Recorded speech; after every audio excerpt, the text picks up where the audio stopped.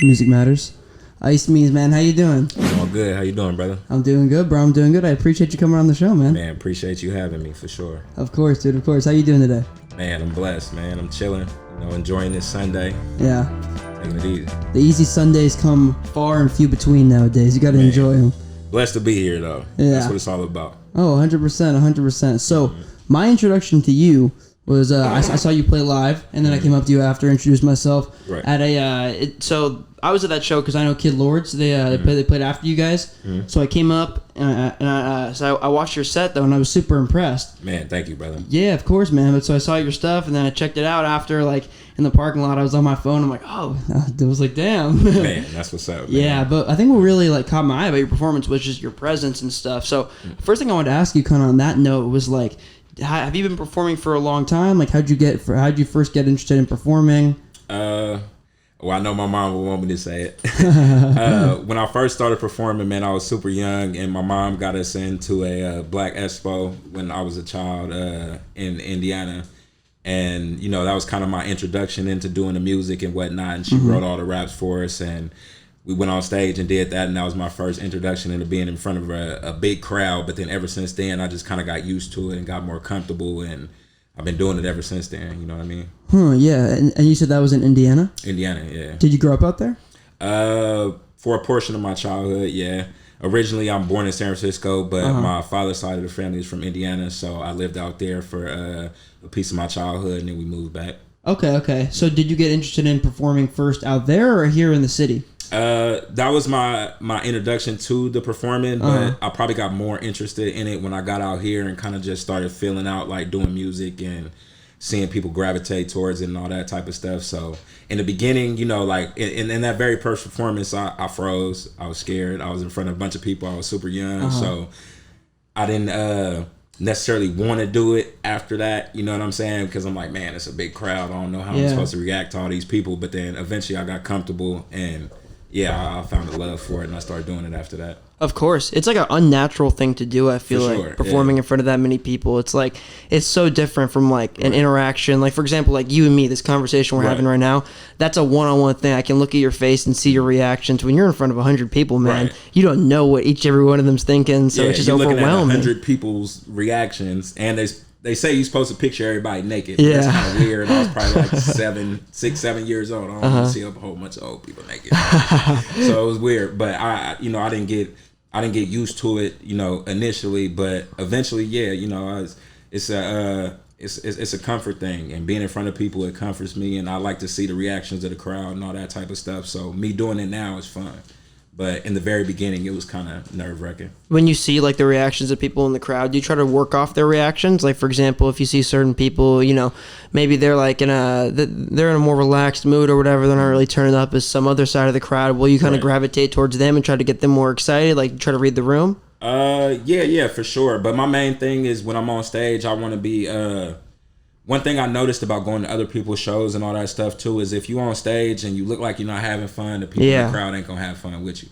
So the most important thing is to go up there, be high energy, and look like you enjoying yourself. Because it's a bunch of people watching you. They don't know you 9 times out of 10 unless they're there to see you, and you gotta kind of feel yourself. You know what I'm saying, and bring the crowd in. So I do little things that. Like tell the crowd put their hands up, or I get down in the crowd with them and I dance with a couple people, shake a couple hands and stuff, and that just makes them feel like they're a part of the show. And I feel like that's important when you're performing because you want everybody to be involved. If people don't feel like they're involved, they're not gonna really receive what it is you're trying to do. You know what I mean? Oh, 100%. And I mean, even coming from the perspective of somebody like me who I go to small shows constantly. Like I'm always at small shows. Like I totally agree with you. Right. The performers that look like they want to be there are the ones you connect with more. And whether you realize it or not, it's almost like a subliminal thing. You know what I mean? If there's somebody up there, just like you said, and they look like they want to be there, they're having fun, everybody around them is much more likely to have fun. Right. It's contagious. You know what I'm saying? Like I said, I go to other people's shows and I watch them. If they look like they're having fun, I'm going to hear them out a little bit more. If you look like you just too cool and you're not really interacting with people and stuff, like, why do I want to pay attention to you if you don't really want to be there? You know what I'm saying? Oh, 100%. I think confidence is a big thing too. Like that was definitely one of the things I noticed when I saw you on stage because, going to so many small shows, like it's very clear like when someone is incredibly confident with their performance and their music and they're nervous. And it's totally normal to be nervous, you know what I mean? But it's like you almost can't, you have to figure out how to mask that from the crowd. Because like you can be as nervous as you want. If the crowd can't tell, it doesn't matter. So like I guess like overcoming that first experience you had where, you know, you kind of bombed on stage or whatever and performing years and years and years after that, how did you eventually start to gain the confidence to get back on stage and then kind of have that presence you have now? It was a process. You know, in the beginning I was self-conscious with myself in general, you know what I'm saying? And I didn't have that confidence within myself, so I used different tactics to kind of mask that. But eventually when I finally got comfortable in my own skin and being in front of people, I kind of didn't care what everybody else thought. You know, I used to kind of be heavy with like, you know, what do they think about me? Do they like it? Do they don't like it? And then I kind of got to a place where like, fuck if they like it. Whatever, I like it. You know what I'm saying? And, you know, eventually I found other people that also liked it. And I just kind of used that to my advantage to understand that, you know, out of 100 people, maybe 30 of them is going to like your stuff. The other 70 might or might not. Or it might be a bigger percentage. But you got to cater to them people that do, though. So my main thing is when I'm on stage, if I could get 10 people out of that 100 people in the crowd that's really rocking with me, then I made something happen. You know what I'm saying? And it's a win. Yeah, 100%. I like that outlook a lot, actually. Yeah, for sure. I've never really had anybody explain it to me like that. Like in the way of like, okay, I need to cater towards the people who are rocking with me because the people that don't, it's hard to change somebody's mind. You know what I mean? Like if somebody comes into a performance with like a sour attitude and they're not there to have fun, they're not there to have a good time, they're not there to turn up, then you're probably not going to change that. Right. And that's not on you, that's on them. Right, for sure. And there's a lot of people who are like that. And you kind of got to know that, like you said, some people come into a situation and they're not even there to have fun. Like some people are just there to look cool. They might come there to get a female, whatever the case is. But they're not there to really hear you out. So the people that are there, I kind of recognize those people within the crowd and I gravitate towards them. I might go down there and shake somebody's hand. I might, you know, like I said, put your hands up. I might get in the crowd and I might dance, you know, whatever the case may be. But I pick those people out of the crowd because you could tell who's gravitating towards you. And I see them, and them is the people that I'm going to focus on. Like, okay, they really like it. So I'm going to go over here and I'm going to rock with the people that's really rocking with it. You know what I mean? Yeah, of course. Of course. Do you perform like pretty often? Yeah, for sure. You know, like during COVID and stuff, of course, it slowed down, but I'm starting to get back to it. I've been booked all this month. I got shows coming up in LA next month, and I got a lot of stuff coming up. So yeah, I've been that's another reason why I'm comfortable because I do it so much. You know what I'm saying? And I'm used to being in front of crowds now that it really doesn't bother me. And like I said, you got to be open to the people that want to rock with you. So the people that don't bother me. What people think about me really doesn't bother me. You know what I'm saying? I'm self-secure within myself. So I go up there with that confidence, and I'm like, okay, I'm here for a mission to cultivate the people that's rocking with me. You know what I mean? That's huge. That like self-security and being okay with how you are and whatever people think of you. That's super vital. I feel like when I kind of accepted the fact that like everybody's not going to rock with what I'm doing, everybody's not going to respect it, everybody's not going to be interested in it, I was way more open to every opportunity because, you know, when you're kind of in that space where you're questioning what everybody's going to think about you based on whatever you do, you tend to like overlook opportunities based on what people may or may not perceive those opportunities as. You know, for example, if someone's like, if I had an opportunity to do like a big interview, for example, and you know, this person was someone who people may not like, but that interview could give me a lot of other opportunities. If I bypass that based on the you know, the way of thinking like, oh, I don't want to get judged, then I would have never got all those other opportunities. So it's like I started realizing that, you know, when you kind of just like, I don't even want to say like block out people's opinions, but block out what they think of you, and just kind of think about things in terms of your best interest. Think about things in terms of like, do I think this is best for me? And kind of get over what people think and just accept the fact that everybody's not going to rock with it. I was way open to way more opportunities. And you got to understand that you know what's best for you. You know what I'm saying? So people, the way that they look at you and the way that they view you doesn't necessarily dictate what's best for you. So you got to go out there and you got to create your own opportunities, create your own situations, and you're going to do what's going to get you further. Like even with this podcast, like you said, you're going to do the interviews that you know are going to work for your niche, for your platform. You know what I'm saying? So regardless if people receive it or not, that's just a brick in building your building, and eventually your building is going to be built. You know what I'm saying? You're gonna look back, and all of these were pieces to getting to where it is you wanted to go. 100%. I like what you just said about creating your own opportunities. I think that's really big because, you know, as an artist, as a entrepreneur, as somebody who's trying to go into any creative or non-creative field, a lot of the times you have to force yourself into these positions. Right. I would imagine like you, somebody who's been in this as long as you have, been in this game as long as you have, you can kind of relate to that. So do you, when you kind of started getting in these musical spaces and started collaborating and working with people and kind of getting into like the rap scene in general, how did you kind of get yourself in those places? Did you ever feel like you had to kind of force yourself into those situations, be in places where you were uncomfortable? How did you start to kind of build a network like that? Yeah, I mean, like you said, it's uncomfortable. It feels like it's almost unnatural. Yeah, because you're trying to meet people and you're trying to, you know, create these relationships with people that you essentially don't know. So I go into a situation and they be like, oh yeah, that's such and such, you need to link up with him. I don't know how to start that conversation. And that was a problem for myself also, you know what I'm saying? So I would go into a room because I'm not just an openly social person. Like if you rock with me, you rock with me. If you don't, you don't. That's just kind of how I look at stuff. But I know as far as music, like you kind of got to make yourself accessible. So you got to like, hey, my name is such and such, you know, this is what I do, whatever, they're going to receive it or they not.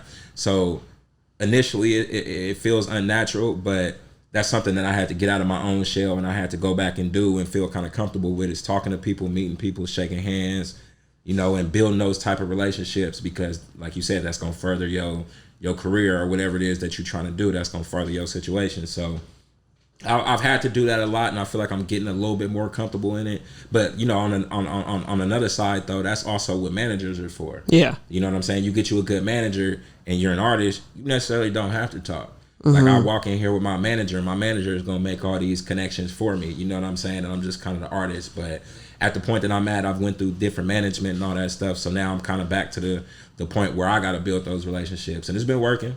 But it's something that I had to get used to, but it's also you being comfortable within yourself. Like now I got to be comfortable approaching people like how you approach me. That takes something. You don't know me from a can of paint. You know what I'm saying? So for you to approach and be like, hey, I like what you're doing. This is what I'm doing. You present your situation and then we link up. That's important to do, but it's not easy. And a lot of people are afraid to do that. So it's super hard. And I mean, just for example, like, you know, how I approached you. Right. 2 years ago, well, I guess 4 years ago now, almost 4 years ago when I started Above the Bridge, there's no way I would have had the confidence to do that. Absolutely, because you don't know what people are thinking when you walk up on them, you know. Exactly. But I'm an open person and I don't have no issue with that. Like I'm okay with dealing with people and talking to people, and that's just an important part of music and podcasting and websites and etc. 100%, but it's also important to understand like you're like there are people who aren't like you know what I mean, like there are people who I'll go up to and they'll be very cold or like they'll have some type of attitude or some type of way, but I think as I had those experiences I kind of learned how to deal with that rejection. Absolutely. And that therefore made it easier to approach people like yourself who are open to the idea, open to working, open to collaborating. And it's like it's kind of it's an interesting balance too, because like one thing I struggled with, bless you, one thing I struggled with a lot, like when I first got into this space, was like I don't want to like walk up on people and like start talking to them because I feel like I want to work with them. You know what I mean? Because in a lot of ways that feels disingenuous. Like I don't want to be in a room with somebody and I'm like, oh, this person has so and so followers, this person has so and so monthly listeners, this could help me in my career, so I'm going to go talk to them. I really do try to like limit it to people who I'm like, okay, like for example you, I saw your performance, I really rocked with it, I liked what you were doing, I'm like, this would be an interesting person to talk to.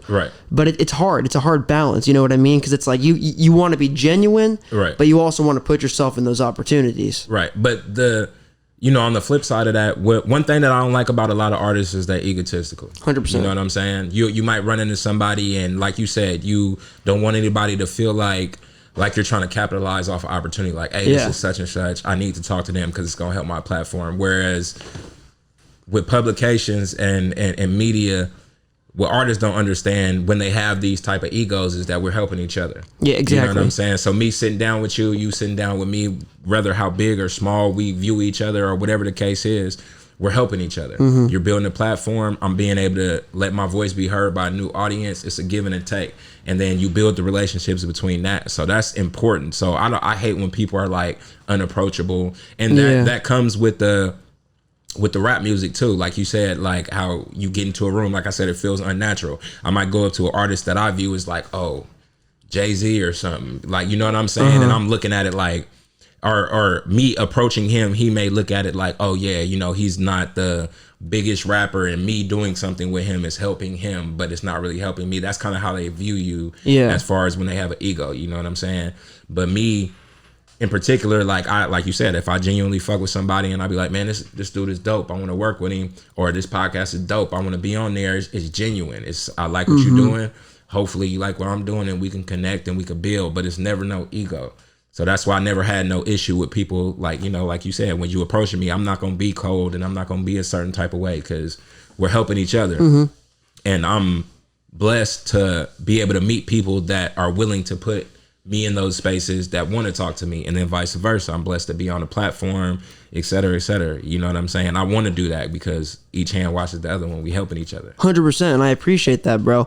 And I think there's a lot of power in like recognizing the fact that like people are people. You know what I mean? Right. We all have the same feelings. We all bleed the same blood. We all bleed the same blood, breathe the same air. Absolutely. You know what I mean? Like, it's hard to approach anybody, regardless of who they are, regardless of who they aren't. Right. And it's important. Like I've been in spaces, for example, with like artists who or like, you know, artists or people who have platforms or whatever, people who are more advanced in specific spaces than I am. They've been doing this for longer, and you tend to feel a certain type of way. Maybe be it intimidated, be it like, oh, this person, you know, maybe I'm not supposed to be here with this person. Right. But there's a lot of power in, I think, sitting down and talking to people, like doing what I do, because it's really taught me that like, dude, everybody is human. Like for example, like I could be here sitting talking to like Jay-Z, like you said. Right. At the end of the day, Jay-Z gets nervous the same way I get nervous. Right. Jay-Z has problems the same way that I have problems. They might be different problems, but we both have problems. Right. Jay-Z eats the same way that I eat, and he breathes the same air that I breathe, and we're people. Right. And I have a story, and he has a story.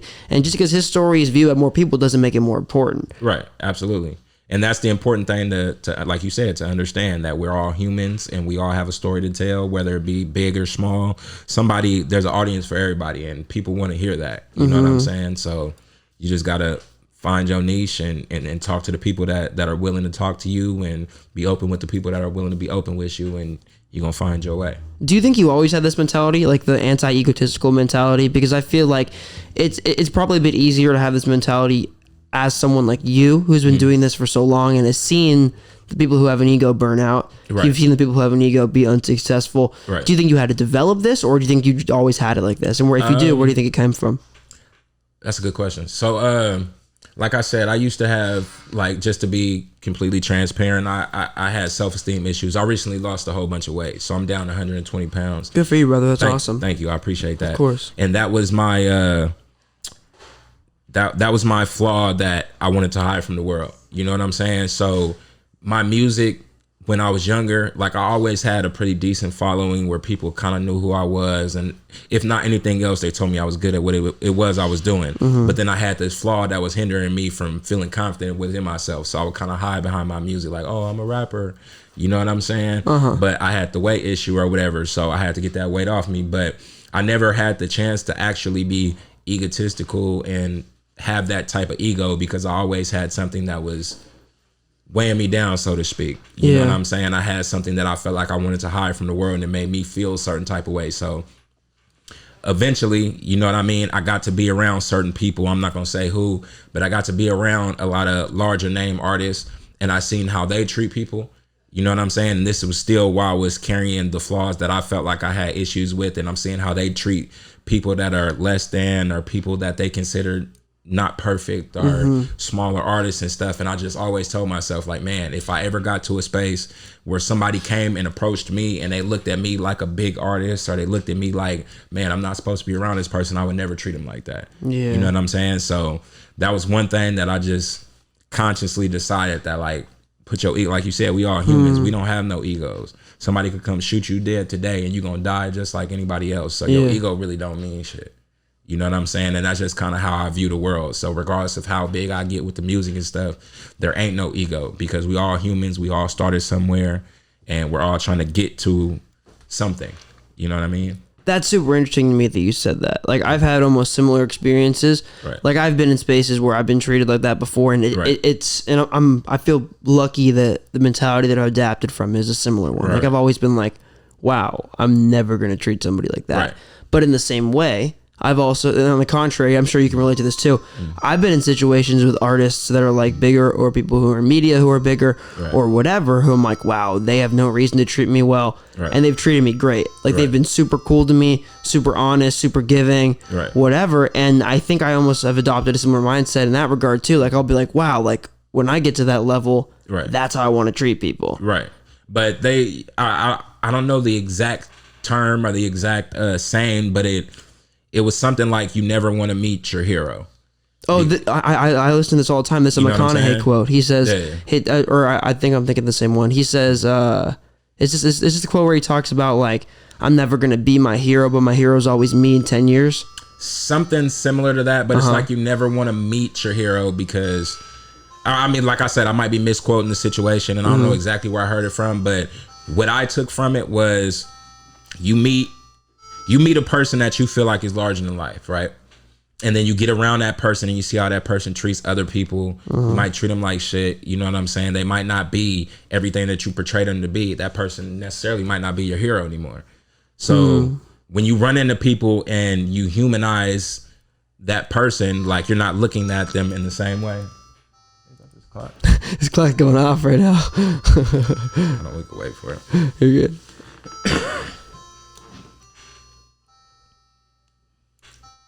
This clock? I don't know. Okay, cool. Yeah. What were you saying? But yeah, I was just basically saying like you might run into somebody that you consider larger than life, consider a hero, whatever the case may be, and then they might not live up to all the standards that you put on them. Yeah. You know what I'm saying? So it's kind of better to not meet that person and then you can still portray them as like, oh, that's Michael Jordan. But you meet Michael Jordan and he's just a piece of shit. You know what I'm saying? He's not Michael Jordan to you anymore. So that's basically what they were saying. Like, you don't want to meet your heroes because these people are still humans and we might idolize them as more than that. Flaws. Yeah, you might see their flaws and they might not be that person to you anymore. But I just never wanted to be viewed with that, like, because I understand the impact of what you leave on people. You know what I'm saying? You're going to leave a good impact or you're going to leave a bad impact. But when that person leaves, they're going to leave with an experience and they're going to leave with a view of you. So I want it to be a positive experience anytime somebody meets with me or whatever the case is, they're gonna be like, that dude was cool. You know what I'm saying? And if not anything else, that's what you're gonna leave with. Like that was a cool individual that I met. You know what I mean? 100%. I think that's a really important thing to strive for. For sure. Because if you kind of forget things like that I feel like those are the kind of things you have to tell yourself every day. You know what I mean? You got to remember those things because like when you start to get, it's funny, like ego isn't, I don't think there's very many people who are born with ego. It's one of those things that like you kind of develop based on like almost comfortability. You know what I mean? Like when you're around people who are yes men or aren't telling you a certain what thing or like, you know, you start to get hyped up by people or like your name's in enough people's mouths. It's very easy to develop an ego and not even realize it. Yeah, absolutely. And within this game, like people are fighting for their position. So when you get around people, you know, they want to be around you, whether it be for a specific reason or just to be a part of something. They're going to tell you what you want to hear. That's an interesting thing too in music. Like, it's funny, like kind of what you mentioned, you know, you meet these people and like you thought of them a certain way before you really met them. And then you meet them and you realize that what they really are is different. But it's interesting because it kind of begs the question, like, do you think, because I don't think I agree with this, but I feel like there's people who agree with this. Do you think that like in a certain way or a certain form, you have to kind of step on people in this industry to make it? Because I don't think that, but I do also like, it's pretty often that like I'll see people in this industry that have gotten to a certain level, and one thing a lot of them have in common is that they've done that. You know what I mean? People. It's a strange thing to think about. I'm real heavy on listening to people and their quotes and stuff, and a lot of people say that. And it's unfortunate that if you think of like a billionaire or you think of a successful CEO, they said that they burnt a lot of people to get into them situations. Yeah. And that's unfortunate. I don't necessarily agree with it, but I know that is the reality. You know what I'm saying? That you had to, in order to attain that much success, you had to essentially trim the fat. You know what I'm saying? Whatever it may be, but it might not be a moral situation where you're okay with doing that, but it does happen. Me personally, if I can get to wherever it is I'm trying to go without doing that, more power to it, because that's what I want to do. I don't want to step on anybody to get to where it is I want to go. But, you know, like For example, you might have somebody that's around you doing your podcast situation or your show situation, and they're not necessarily carrying their weight. Yeah. But they're there though. This your homeboy. Y'all grew up together. He's a part of it, whatever. But he's weighing down the situation more than he's helping you carry the situation. Do you keep that person, or do you cut them off? Oh, that's a really tough question, a really interesting way to put it, because that's something that I'm sure you, as you've got further into music, you've had to start thinking about, and that's something me, as I've gotten further into business, that I've had to think about, and it's a really, really tricky situation. Right. I guess what it comes down to is like, you do music for genuine reasons. Absolutely. I know I'm building this platform for genuine reasons, and at the end of the day, I feel like it's no hate, it's no disrespect, but it's also like, if there's people who are keeping you from getting to those goals. Right. What if this is your best friend though? That's the hard thing. You know what I mean? Yeah, no, you're right. That's a super tough question. Right. And I don't know. Like, to give you an example that brings it in, okay, you got an interview with whoever, your favorite artist, whatever the case is, right? You got to be a certain place. You got to be there on time. You need such and such to come with you, whoever's on your team, and one of them doesn't show up on time, and he might have a piece of equipment that you can't do the interview with, or can't do the interview without. You know what I'm saying? And he has a track record of doing that. Like, he's just never there when it comes time to handle your business, but this is your best friend. Yeah. You know what I'm saying? Yeah. I guess at that point, it's a question of like, what means more to you? What you're trying to do with whatever you're building, or this person's friendship. Right. And that's really hard. And honestly, that's a reason why I feel like sometimes separating friendship and business is a really good idea. Boom. See, so that's the whole point that I'm getting at, as far as with like CEOs and stuff too. It's all perspective. You know what I'm saying? So for the person that got cut off, they might be like, oh yeah, he stepped on me to get to where the case is, but then the person that's listening don't get the whole full picture. Like, okay, well, dude was never on time. I had X amount of things that I needed to do to further my business, and he was hindering that. Yeah. You're not gonna hear that. So it's based on perspective. It's really all who's telling the story. You know what I'm saying? So you might not be necessarily stepping on somebody in the eyes of the overall crowd. You know what I'm saying? But to that person that wasn't able to come with you to get to the point of where you're at, they might say that about you. You know what I'm saying? That's fascinating. Yeah, so it might be just the perspective. It's entirely based on perspective, yeah. You know what I mean? I actually feel like that almost specific situation you outlined probably happens more often than not. Oh, yeah, absolutely. With all kinds of businesses and all kinds of artists. Yeah, just insert whatever business. You know what I'm saying? It happens to all of us. So my whole point is, like, I don't want to be put into a space where I have to step on anybody. But sometimes you have to, if they're hindering your business, like you said, friends and business don't really mix. You know what I'm saying? I could still be your friend and not be involved with you as a business partner. We have to have that understanding, or you're not really my friend anyway. Yeah. Oh, no, 100%. I think that's true. It's interesting too. I feel like this is a conversation that happens a lot with people in the Bay Area specifically. Right. Because there's people who will say things like, there's people who are disingenuous in the Bay, or they'll step on you, etc. Right. I personally, as I've gotten in the music scene, don't really feel that way. Right. I've actually felt like 95% of the people I meet are really cool and really genuine and very honest. Right. But I would ask you, so you said you grew up mainly in the city and then you moved to Fairfield, correct? Correct. So growing up in those two places, like kind of in the Bay Area, what was your experience like with the people around you, the people you grew up with? And then did you ever have, I guess the early people you were making music with, were they like your friends that you grew up with in your neighborhood or at school, or like how'd you meet those people? And what was it like growing up in those places? Well, primarily I grew up in Fairfield. I spent the majority of my time in Fairfield, essentially jumping off the porch in Fairfield, like we would say. You know what I'm saying? I was only in San Francisco for a short amount of time, but my entire side of the family, on my mom's side of the family, is from like Daly City, San Francisco, that area, South City. So when I started like really taking music serious, when I got out here to Fairfield, I had a collective of friends. And, it was people I went to school with, people I lived around, and we just all started doing it together. Some of them still continue to do it. Some of them aren't. They all took different paths, but I still have a solid group of people around me that are still doing it.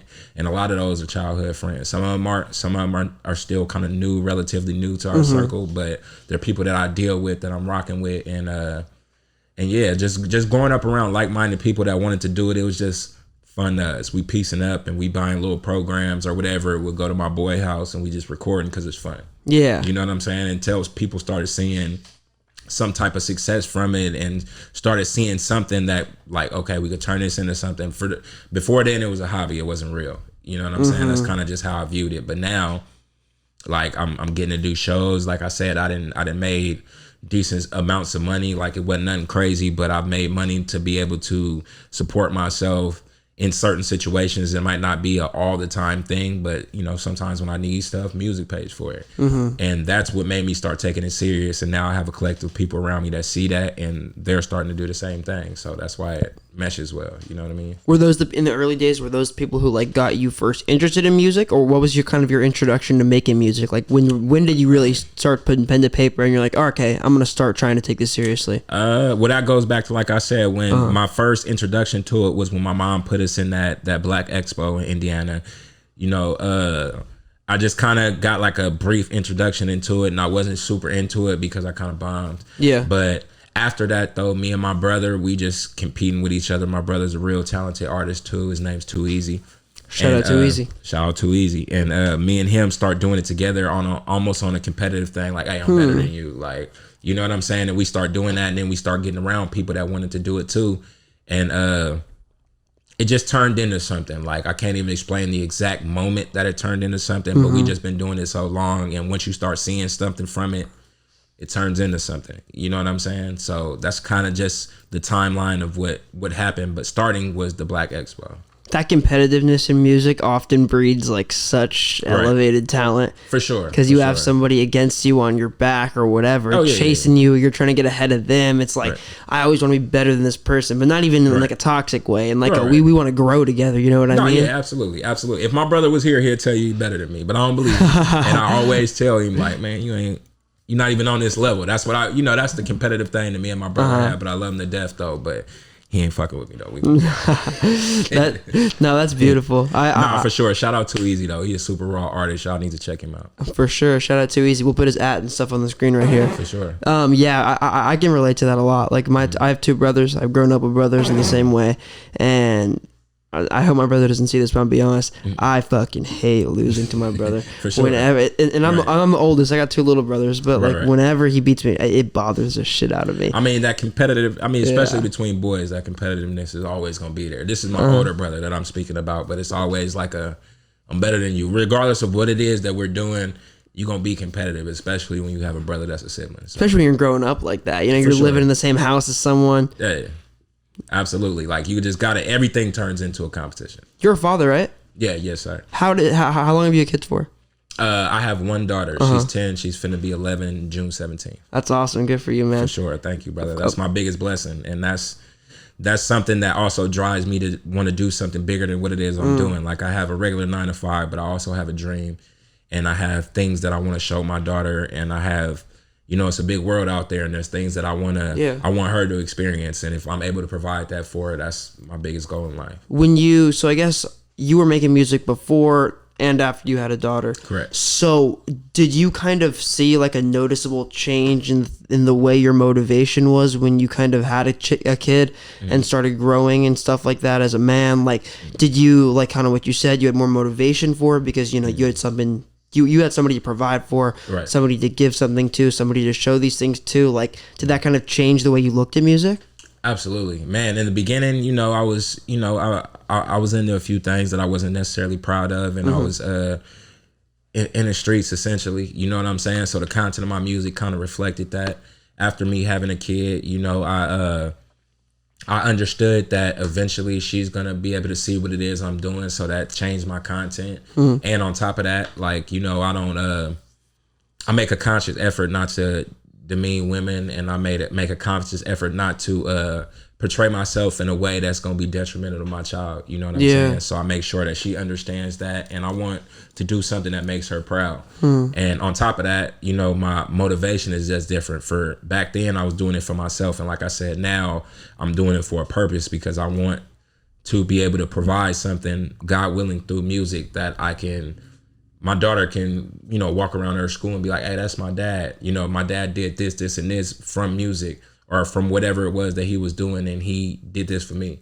So I make it a point in every interview to bring her up, and I let it be known that like she's my motivation to do this, because it's a big world out there, and I want I want her to experience it all. And if I can provide that, then that's a blessing. That's beautiful, man. And I would imagine that motivation is pretty damn serious because you've been doing this for a while now. For sure. Absolutely, man. Absolutely. Have you ever got close to stopping music? Because I guess how many years have you been in that, you said? Over 10. I can't even pinpoint. But over 10. Yeah, I have my days where I'll be like, I don't want to do this shit no more. But then I think of all the accomplishments that I have made. You know what I'm saying? Once you reach different milestones, it's like you did all this and you get to a certain point, like why would you stop? You know what I'm saying? I've been able to, I've been a part of a movie and a soundtrack starring Cat Williams called American Bad Boy. Got to do the red carpet.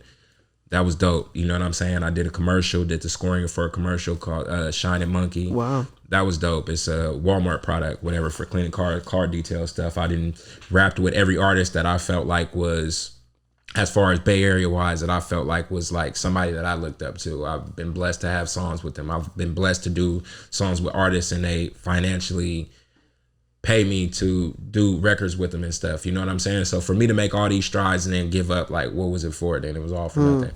So that's what kind of keeps me going. When I think about all my accomplishments, like, I can't stop. You know what I mean? I totally relate to that. Like the thought of stopping when I put this many hours into something, right? It'd be for nothing. It almost it kills me. You know what I mean? Right. It's like it's almost like because then I look back and I'm like, for what? Right. Like, why did I do all this if I was just gonna stop? And it's also something I think about a lot is this I'm ripping this point from one of my favorite books. It's called The Tipping Point by Malcolm Gladwell. Right. And he it's a great book. He talks about this concept of stopping before you reach your maximum level of success. And essentially what he talks about, and the example he uses is like, you can do something for 10 years and 11 days. What if the 10th year and the 12th day was the year that you succeed? That you were supposed to make it. Yeah. You'll never know. Right. And you got to also understand that in order to, like, fairy tales and stuff, people make it overnight. But for most of us, it doesn't happen like that. And I really believe that you got to put in your 10,000 hours. You know what I'm saying? I totally agree. Yeah, you got to put the work in order to earn your spot at whatever it is you're trying to do. If you didn't put the work in, like I'm a real firm believer in hard work. And if you didn't put the work in, either you get it in a fairy tale world, you might get it overnight, but you don't appreciate it. So when you put in all the work, you're going to appreciate it. You know what I'm saying? Or you can lose it all as fast as you get it too. So for somebody that really works hard for it, they're going to take care of it more. 100%. I'm not very religious, but I do kind of believe that the universe has like a way of rewarding people who do the right thing. Absolutely. And I feel like you said, if you put your 10,000 hours in, it really only is a matter of time until something happens. It's only a matter of time until there's one big click and everything changes. Right. Absolutely. Everything changes.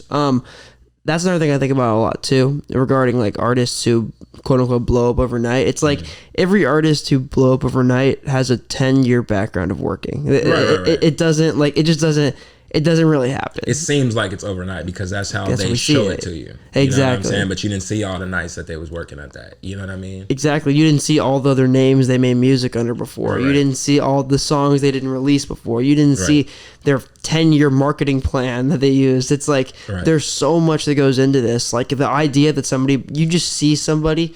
I think it's almost impossible now that you can go from like, okay, I have no idea who this person is, never heard of them, and then the next day they're all over the place. All over the world. I don't think that happens. It doesn't. I mean, it's rare. I mean, very rare. Like you said though, because I couldn't even pinpoint exactly who, because like you said, you don't see the behind the scenes, but you might, there might be like one example of that. Maybe, yeah. Maybe, but it's rare. It's rare though. You know what I'm saying? Like you said, you only see what you're presented, and you don't see the hours that they put in order to be presented in that light. It just seems like it's overnight, but it's rare though. It's days and years of like improvements and getting better and finding things you could improve on and finding days where you don't want to do this, but you find ways and things you can do every single day. Right. And that's kind of like a trend now too. I'll be seeing a lot of new artists and they'd be like, oh yeah, I just started rapping a month ago. This is my first song. Yeah. I've been listening to it, I'll be like, it sounds good. You know what I'm saying? Yeah. I mean, maybe for 1 out of the 100 that say that, maybe that's true. But for the other people, you're putting in a whole bunch of time and effort and money and you know, and then it turns into something. You know what I mean? So it's all a process. Out of all these years you've done this, what do you think are the biggest ways you've improved since when you started? Just taking it more serious. Like in the beginning, like I said, it was just a hobby and I really wasn't putting no money into it. So now, you know, I set aside a budget for myself, and when there's things that I need to do, like travel, you know, studio equipment, videos and all that, you know, I understand the importance of that. So I definitely improved in my productivity and my professionalism. Because in the beginning, like, I would shoot a video and I really wouldn't care what it looked like. I just want to be on camera rapping. Yeah. You know what I'm saying? But now I'm trying to put effort into my video. Like, I feel like not necessarily trying to be in competition with nobody, but you're in competition. Like, you know what I'm saying? If you want to be considered a artist or you want to be considered on a certain level, then you got to look at the other artists that are also in your lane. You know what I'm saying? So for your video to not be as good or better than somebody that you consider your peer, like, that's important. So I feel like I needed to improve in that, and I feel like I definitely did that over time. Oh, for sure. That was something I want to talk to you about too, because I noticed you're super big on like all your videos and stuff, like specifically your music videos. It almost seemed like the vast majority of the singles you're dropping, or even songs on both of your projects, almost all of them, or a lot of them, have videos. Yeah. So I guess getting into that, one thing I want to ask you is, like, over the 10 years that you've done this, is that like a trend within the industry that you've seen change, like now? Because now, for example, I'm kind of the belief that like it's really hard to have a huge song without having a huge video with it. Right. But I almost wouldn't think that was the case 10 years ago. It wasn't, but also I feel like it's because radio. You know what I'm saying? Radio was a big component. And back then, if you had a song on the radio, you didn't necessarily have to have a video because your song was still getting major play. Like, people were still able to hear it. But now everything is like what you're doing. You know what I'm saying? Essentially, you are what 10, 20 years ago you would be considered a disc jockey. Yeah. You know what I'm saying? So now you being on YouTube and be able to talk to people and create your own show is a whole different lane. So as far as music, I feel like it's the same way. Like, our goal back then was to get on radio. Everybody's going to hear you. It really doesn't matter about the visual because you didn't necessarily see these people. Yeah. But now everything is visual. You got platforms where they kind of have to see you to connect with you. They got to see your personality, your face expressions. They want to see the video because the song isn't necessarily hitting radio. You know what I'm saying? You're going to hit a visual platform before you hit a listening platform. Yeah. You know what I'm saying? So I feel like it's important to have a video to go with everything, because that's just coming with the times. That's just how it changed. You know what I mean? That's an interesting way to look at it, actually. It's almost like, I guess you could think about it through this lens too. Like, there weren't that many like underground radio stations. Right. Like, radio is dominated by like the same 100 artists. Right. So let me ask you a question. Do you think that radio is still important right now? No.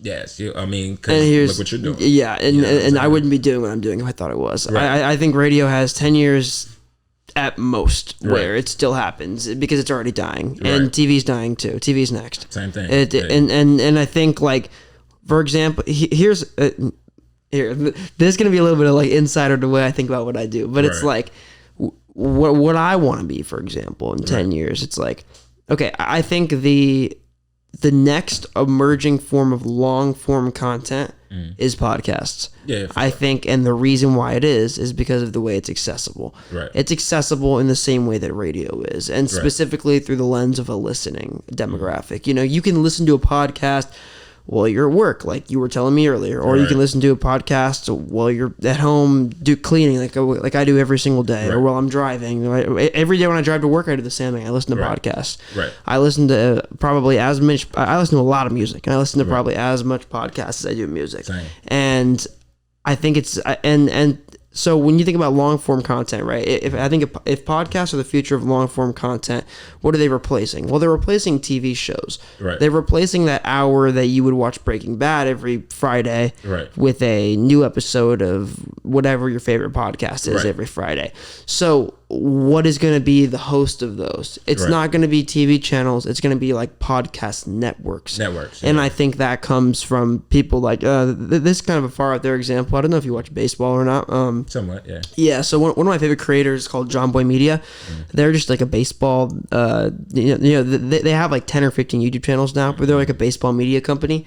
And the way they kind of structure their stuff is I think it's really ahead of the times. Like they almost have podcast networks, right? So they're like this, they're one gigantic umbrella band is John Boy Media, right. But then they have like 10 or 15 different podcasts under that brand that they distribute through different YouTube channels, but they're all under one umbrella brand. A lot of them feature like corresponding personalities. We were talking about No Jumper earlier. Right. No Jumper is a very similar example of this. Right. They're doing the same kind of thing with like a network effect.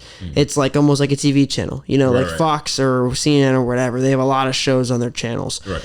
And those shows only do well if the channel has viewers. Right. So I think the future of long form auditory content is going to come from people who build those networks. Right. And I think how you do that is you get people interested in the network opposed to the show. Right. For example, there's like No Jumper, like we were talking about earlier. They have like 10 or 15 shows or whatever. Right. There's a lot of people who are just No Jumper fans. Right. So they're just there for the No Jumper. Exactly. But like because of the fact that they're No Jumper fans, they watch all this other stuff. Right. Because they got interested in the first thing. Right. So it's like if you can get people interested in a face and an idea and a brand, I think that's how you build a podcast network. So to answer your question, I think radio's dying. I think podcast networks are going to be the next form of long form content. Right. But I also think, and I mean, anybody who doesn't, I think everybody knows this, but that's where long form content's going. Right. Short form content is arguably even more important now. Oh yeah, for sure. Because everybody doesn't have time to listen to a 3-hour podcast or whatever the case is, or watch a 3-hour show. And it's also the accessibility of it. Like you record, like, okay, for example, radio, you got to wake up 8 o'clock, such and such is on. Yeah. If you miss it at 8 o'clock, you didn't miss the show. You know what I'm saying? Whereas with a podcast, you might record at 8 o'clock, but then I could go pull this up at 3 and listen to the whole show. That's a great example. You know what I'm saying? For sure. And I think what's cool about podcasts specifically, and even more specifically like visual podcasts that have a visual aspect to them, is it's the perfect form of media that works in a long form setting and a short form setting. Right. Because this interview, for example, it's going to be a YouTube video. Right. It's going to be a podcast on 13 different platforms. Right. It's then going to be 6 TikToks, 6 Instagram Reels, and 6 YouTube Shorts. Right. So this whole session that we're doing right now, this provides us with like a lot of content. Yeah, for sure. And you could break it up and release it as you want, and people can consume it as they want. Like you said, like a lot of people don't have the time to sit down and listen to 2-3 hours or something. They might want to see 10 minutes of it. So that's why the shorts come in, like the YouTube shorts and the reels and all that. Like a reel is what, like, TikTok, I know they expanded it, but originally what it was like 15 seconds. I think that was the first thing. Yeah, it was no more than 15 seconds. I think it's like 3 minutes now. Now it's something like that, yeah. But, some people just want to see 15 seconds. Like they just want to see a little quick hit, whatever.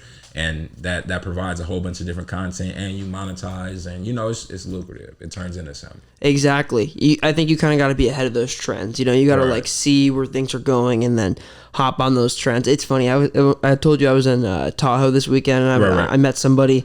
Shout out Mark. There's no way he's gonna watch this, but shout out Mark. He does like analytics for like startups, and we were talking about like analytical trends within media. Right. And it was really interesting to me getting his perspective on this, because he was talking about like, how do you find the next trend in media and then hop on it and take advantage of it before people are using it at the masses. Right. And I guess I kind of explained to him, it's like, no, I don't think you have to be on it super far in advance, because like, for example, TikTok, you can still make a career off TikTok today. You'll be able to make a career off TikTok in a year from now. Right. These platforms are there. You just have to learn to take advantage of them. But they're also, being copied. So maybe a year from now, there might be something that's like TikTok, but it's like the new, you know what I'm saying? Because like, take Facebook or something, for example. Facebook is integrating all these other apps into their app. Like they're kind of like stealing some of the ideas. Oh, for sure. You know what I'm saying? Like stories, reels. Yeah. Originally you couldn't do all that.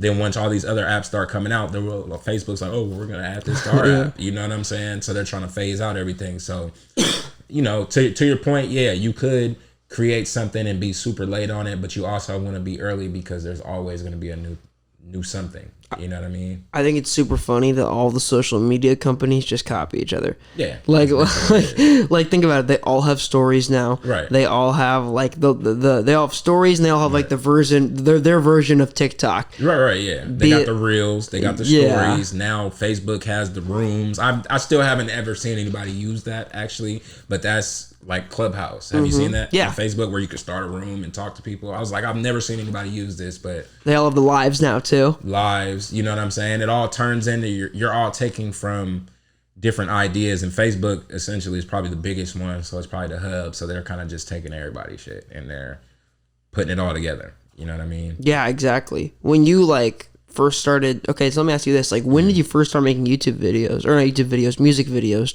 to your songs? Like, were you doing that from the rip, or like from the very beginning, or was that something that you kind of stumbled into doing after you kind of realized that it worked? I started stumbling it. I stumbled into it because originally, like, you know, I didn't have the money, I didn't have the resources to shoot a video. So my first video, I don't even remember the year. It might have been like 06, 07. It was a song called So What. Somebody else, my boy Pico, actually gave me the resources in order to do the video. But at the time, you know, I'm young. I didn't have no money.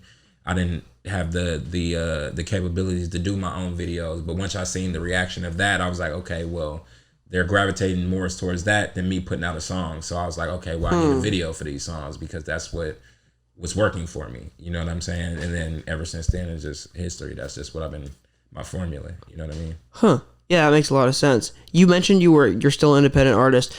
Since you've been in this for so long and had all these ups and downs, etc., have you had opportunities where like you've had either labels or like I know you mentioned management. You've had some managers and stuff gone through all those. Have you had those experiences and those opportunities, and have you been weary of them as they've come?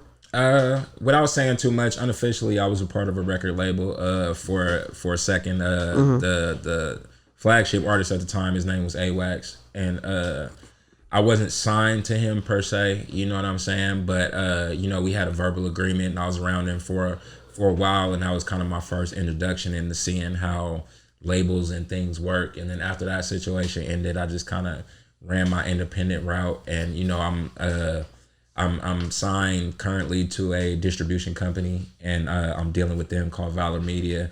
And they kind of just helped me on my independent route as far as getting my music out there on a larger scale. But you know, we in a game right now where I feel like independently, it's less hands in your pocket. You know what I mean? You want to put out music, you want to do this, and that.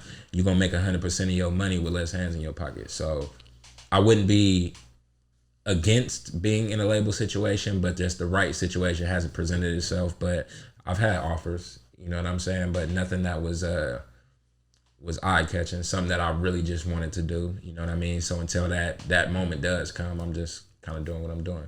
Yeah, that's a really interesting thing to me too. I think like in the same way that radio is being phased out, I don't think labels are going to have power in 20 years. Yeah. I don't think they will because, you know, it's interesting to me. It's like everything that almost there's a couple things that are still gatekept because that's what labels are, right? Labels essentially like, what is the purpose of a label? Right. Their day-to-day is like working on things they can gatekeep from artists so that way they can only provide them to the artist, and the artist can't provide them for themselves. But it's like most of those things at this point are things that artists can provide for themselves. So look at it like this, right? Like what is a label 10 years ago giving you? They're giving you resources to shoot videos. Right. They're giving you resources to travel. They're giving you management. They're probably helping you with distribution. They're probably helping you get shows. So those everything I just listed right there, now because of the internet, you can do 100% yourself, and you can learn in 2 days with a YouTube video. Right. So it's like as other things that labels do begin to become accessible through people and accessible to learn through the internet, they're just not going to have power anymore. Right. You know what I mean? Like, for example, like think about, this is an interesting example I think about a lot. So think about like a collective, right? Like what is like the modern music collective? It's like, it's not just musicians. Often there's collectives of musicians that also roll with like videographers or people who are in entertainment or people who do media, et cetera, et cetera, et cetera. But it's like, that's effectively a label. Like if you are with a group of people that you work with creatively, that you guys can all split up the revenue how you want to, and you're in charge of your rights and you're in charge of what you put out, that's effectively a label. It's like you're replacing a label. Right. I feel like the only thing that a label can offer that, like you said, you can't Google or YouTube right now is just the money. Yeah. You know what I'm saying? Exactly. They have a certain amount of money that they could put behind you. But if you have access to that money, then you don't necessarily need them for nothing. Mm-hmm. But most people don't. You know, they're playing with a lot of money. So that would be the only reason why I would see why somebody would sign with a label, whereas instead of staying independent, is because of the money. Yeah. You know what I'm saying? They have enough money to put you in spaces that you might not have enough money to put yourself in. Yeah. Oh, no, yeah. I mean, that's a good point. That's the only reason. Yeah, because I'm trying to think of like outside of that, like what is a label giving you that you can't learn yourself now? Because I would say like 5 years ago it was like distribution, but now it's like that's very readily available through services like DistroKids or Beacons, or there's all these different things you can use. Maybe the relationships too. Like you might be able to have access to whatever artists to things they're gatekeeping. Yeah. To whatever artist that you may want to collab with that might necessarily help your career in the long run. You might not be able to meet them. Mm-hmm. The label can probably make that happen. You know what I'm saying? So other than that, like money in the relationships, like all the other stuff, distribution, videos, your engineering, your studio time, you can do all that yourself. Mm-hmm. And 90% of the time, by the time a label comes in and offers their help, you don't even need their help. Yeah. You know what I'm saying? Because they're only reaching out to you because you're at a certain point. And by that point, like, what can you do for me? I already got here. You know what I'm saying? That's a really good point. I actually bring that up to a lot of people. Right. I'm like, if a label is reaching out to you, don't feel like you're not going to get other offers if the first one you get is garbage. Because if one label is reaching out to you, every label is looking at the exact same metrics. They're looking at the same thing. Yeah. And it's all numbers. They're looking at the numbers. Numbers, exactly. They're looking at the trends, they're looking at the numbers, and they all analyze the same stuff. Right. It's about like finding the A&R that can convince you of this bullshit deal the best. Right. It's because like, for example, if you have like if there's an A&R from Interscope that comes to you, and then one from Columbia that comes to you, and then one from Epic that comes to you, and they're all offering you the same deal, you're just going to go with whichever one is best at convincing you that the bad deal they're offering you is good. Right. So it's like, it's just a matter of time. It's all game, you know, and you just got to figure out which one fits you. Mm-hmm. You're a good example of somebody I think as an independent artist who kind of does it all. So like, do you direct a lot of your own videos? Yeah. Because I was gonna say, because I saw a lot of them. You have credits on them and stuff. How did you get in that world? And you do a lot of the editing and stuff on them as well, right? Yeah, some of them. I mean, I have other people that do them also, but a lot of my earlier stuff, it was just from necessity.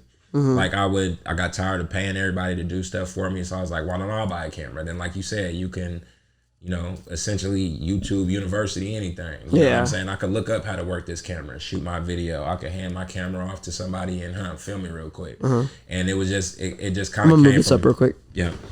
You're good. Keep talking though. It just kind of came from necessity. Like I didn't want to continue to pay everybody to do stuff when I can figure out how to do it myself. And I started doing that and figured out how easy it was and just started doing it for myself. You know what I mean? Mm-hmm. Same with like recording. Got tired of paying studio time, so I went and bought some studio equipment.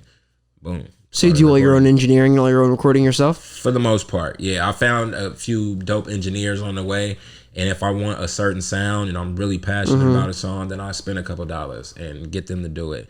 But if I'm just, you know, just rapping and I just want to put something out, engineer myself. Like a one-shop stop almost. Yeah, for sure. Do everything yourself. Mm-hmm. Do you what about production wise? Like, do you work with a lot of producers, or do you kind of do any of your own production? That's the only thing I don't do. I don't know how to make beats, but people send me stuff, and I just been fortunate enough to meet people that want to work with me, and they just like, you know, producers are just as hungry as artists. That's the way of looking at it. Yeah, especially if they're up and coming and they just want to give you stuff. They want to reach out and they want you to rap on their stuff just as much as you need a beat. So that's kind of just how I looked at it, and that's how I get a lot of my production. Yeah, like there is no producer without the rapper. There's no rapper without the producer. Yeah, it's the same thing. You know what I mean? Mm-hmm. So you said you get a lot of packs, like emailed and stuff? Yeah, all the day. See, that's kind of nice, because then you don't even have to reach out. It's just like you almost have like your pick, whatever. Yeah, my email be flooded with all that type of stuff. But like I said, it's because these producers are just as hungry as these artists. You know what I'm saying? They want you to be on their beats. So. Yeah.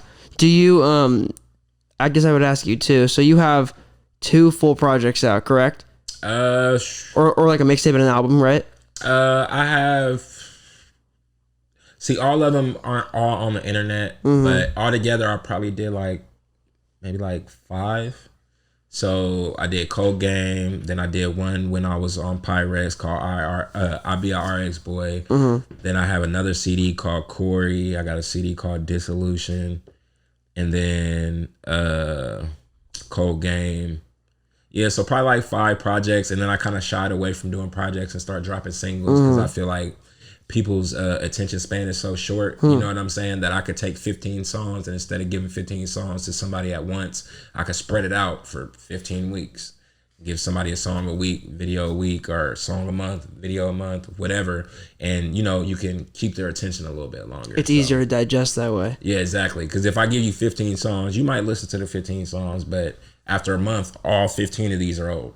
You know what I'm saying? Whereas I can give you one a month for whatever, and they're going to look at you like, man, he's dropping every month. Yeah. You know what I'm saying? But it's still the same 15 songs. That's super interesting, actually. I've never thought about it kind of like that. Yeah, you just break up like how you do with your content. You might not... Same thing, yeah. Or like with the Vlad TVs, perfect example. You know what I'm saying? He'll take a... Snitch. See, everybody got their own thing. But one thing that I did notice that he does is he'll take an hour, 2 hour long video and break it up into like 100 clips. For sure, yeah. You know what I'm saying? Hella, he does, yeah. It's essentially the same idea, though. You know what I'm saying? Yeah. I'll give you a clip of this a week instead of giving you the whole thing right now, because you're gonna digest it and now you're not gonna care about it anymore. Whereas you might tune in every week to get this little 15 minutes of it. It's way more consumable that way. Right. You don't have to dedicate the time that you do have to, and you know, you're sitting down and watching an hour podcast, or you're listening to a full album. Right. It's a lot less time consuming. It's more consumable. For sure. Absolutely. I agree. That's something that I would assume, like, based on when you started, like putting out projects, for example, versus like your latest one, which was 2018 was the last project you put out, right? Or that was about the last one. Yeah, so 2018. So that's probably a trend that totally changed throughout that time. So I guess I would ask you, like, what do you think, like, industry wise, and like, you know, like with the rollouts and everything, how has that kind of changed, like, since, you know, you had that first project, first your more modern stuff? Is it just that you're putting everything out as singles, or you're doing more videos? You mean for me, or just in general? For you. Yeah, for me, yeah, it changed. I just started breaking everything up, making singles, videos, and that kind of just been my formula. You know what I'm saying? Like I said, everything was too consumable if I'm putting out 15 songs back to back. So I just broke everything up, and that's just kind of my rollout now. But one thing that was important to me was everything had to have a visual. If I'm gonna put out a song, it has to have a video with it, or it ain't coming out. Like, and that's just kind of my rollout. That's how I look at everything. Yeah, I fully think that's like the right way to do it in terms of the visual aspect. I really think, like, if you have a poppin' song right now, it's really hard to not have a poppin' visual. Yeah, the video got to go with it, or it's not. I feel like it's not going to be heard. You know what I'm saying? Not to the point of where you really want it. You know what I mean? Oh, 100%. Last thing I want to ask you. So, like, if there's one message that you could spread with your music from now till the time you're done making it, with everything you put out, what's like that one message that you'd want your music to spread? I just wanted it to be a testament that you never give up on your dreams, man. And if you have a goal to do something, you got to see it all the way through, and understand, like you said, that you might be working for 10 days and be ready to quit on that 10th day, but the 11th day is the day that you make it. So you got to just see it all the way through, man. And I want my music to be a testament of time and perseverance, and just show people that you don't have to give up on what it is you love. And if it's something that you're really passionate about, you're going to get there, man. And I feel like that's important. And if my music doesn't show anybody anything else other than that, then I feel like I won, and that's my goal. Keep going. Don't stop. Keep going. Exactly. 100%. Ice Meez, man. Appreciate you, dude. Appreciate you, my brother. Thank you so much. That was a great conversation. Man. Absolutely, brother. Of course, brother. Of course. Tell everybody where they can find your stuff, where they can follow you and everything, stream your music. It's Ice Meez across all platforms. IceMeez. Type it in on Instagram, YouTube, Snapchat, iTunes, like wherever you find and consume music, that's where you can find me at. And I got a whole bunch of more stuff coming, man. Y'all check out the podcast. Y'all check out my folks, man. And I appreciate y'all. Appreciate you, brother. And then all those links and everything will be on the screen right here. Absolutely, be sure to check them out. All right, man. Appreciate you. Thank you, brother. Thank you, bro. All right. Great Music matters. For sure.